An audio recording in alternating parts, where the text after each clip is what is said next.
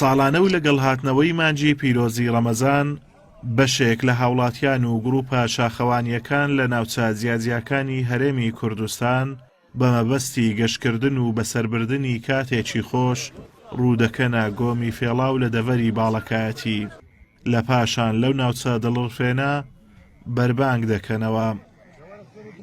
من وەکو شاخەوانێک لە شاری سلێمانیەوە هاتووم لەگەڵ گروپی شاخەوانی سلێمانیە بەڕێز کاک برایم بە بۆنی مانگی ڕەمەزانی پیرۆزەوە هاتوین بۆم گەشتە پیرۆزە بۆ چۆمان بۆ گۆمی فێڵاو لەگەڵ ئەم خوشک و برایەنەمانە پاریش هاتمە حەسەن بەگ و شاخی هەڵگورد و ئەم شوێنانە بەسەرەکەینەوانێ ئێستش بە مانگی ڕەمەزانی پیرۆزە و ئەگەر خوا قوبوڵی کا ئیشاڵە لێمان بەڕۆژ بە زمانی بەڕۆژەوە هاتوونەتە ئەم شوێنە و ئیشەڵڵا هیوادارین هەموو خوشک و برایان بەبێ و بەبێن زەڕەت بگەڕینەوە شارەکەمان لەگەڵ ئەم برا میوانانەی ترمانە و هیوادارم ئەوانەی کە هاتوونەتە ئێرە ژینگە بپارێزین و خوای گەورە ڕۆژ و ڕەمەزان لە هەموو لایەکمان قبوڵ بکە ئامین.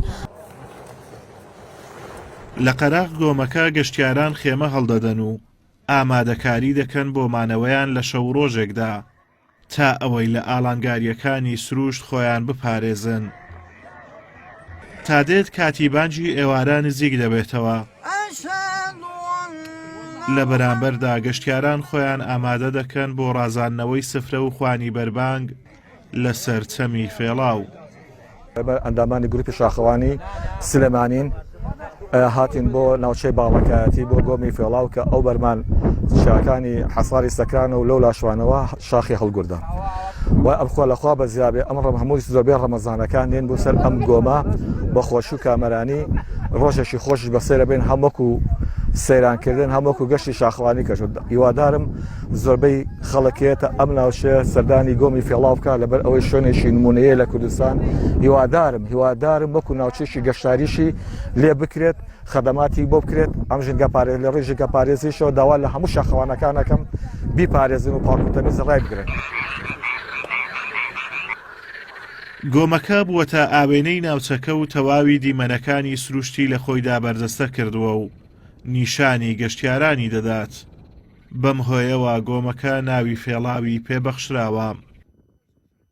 فێڵاو دەکەوێتە بناری چیای سێچێل بەرامبەر چیای حەساری سەکران لە دەڤەری باڵەکایەتی. هەروەها دەکەوێتە دووری 106 کیلۆمەتر لە باکووری ڕۆژهەڵاتی هەولێر. ئازادۆمەراوەی کەناڵی ئاسمانی پەیام دەڤەری باڵەکایەتی.